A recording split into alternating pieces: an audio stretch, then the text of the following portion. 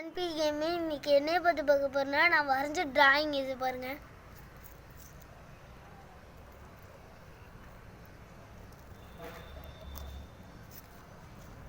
இது ஒரு dustbin.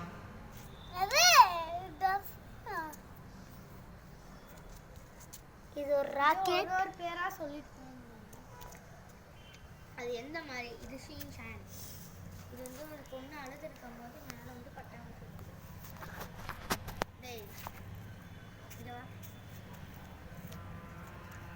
Dora Buji, Pillaiyar,